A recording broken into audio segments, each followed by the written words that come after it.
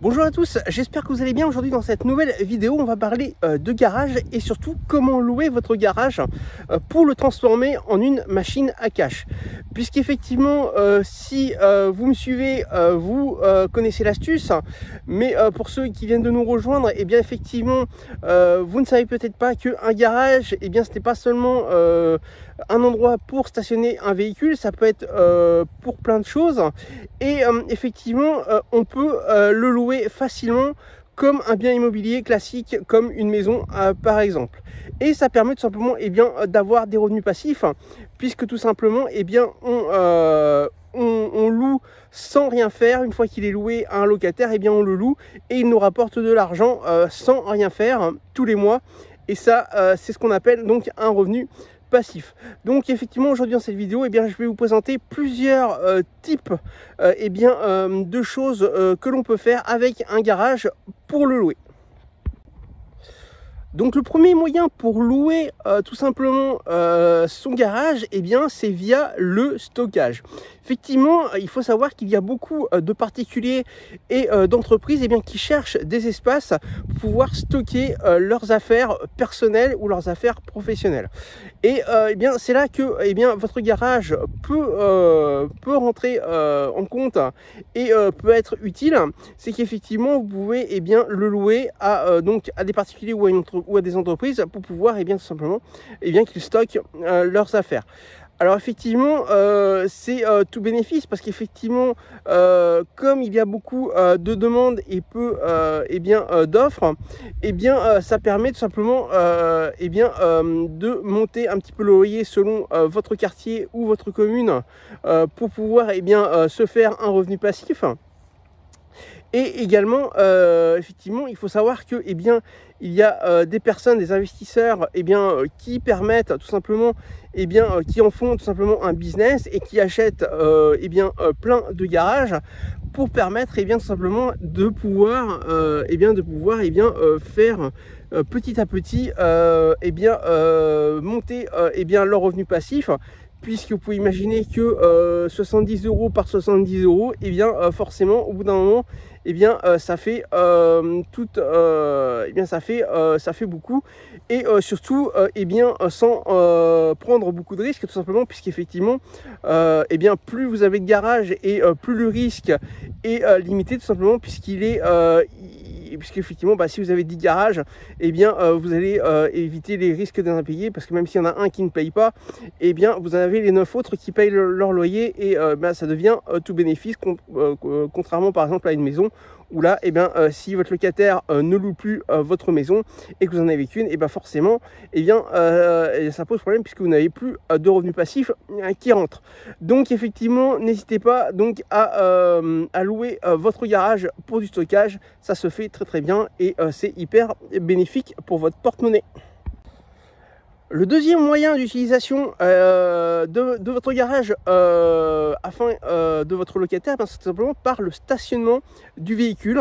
Donc moyen très classique, mais hyper utile pour vos futurs locataires, tout simplement parce qu'effectivement notamment dans les communes, puisque effectivement dans les communes il y a de moins en moins de place et de moins en moins de places de stationnement pour les véhicules, et tout simplement ça permet tout simplement que vos locataires puissent stationner en toute liberté et en toute sécurité leur véhicule, sans qu'ils subissent les dégradations, les vols, etc.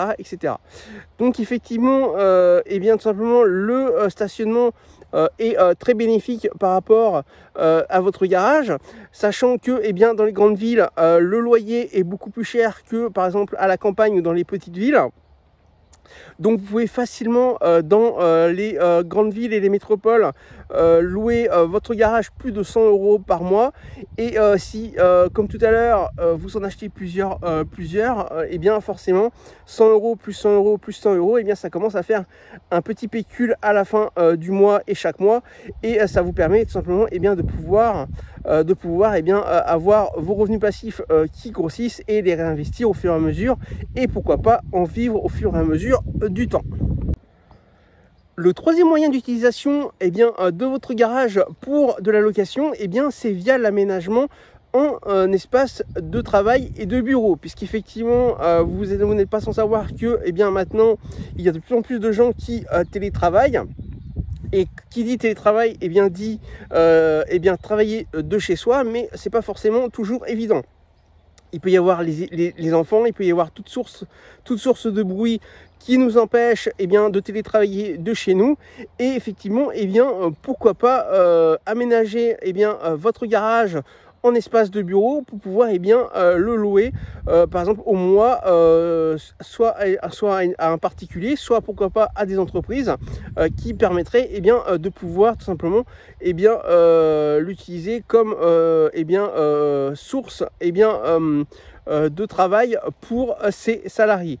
Donc voilà, donc ça effectivement c'est encore très peu connu et très peu utilisé par les propriétaires, mais ça peut être effectivement quelque chose d'intéressant.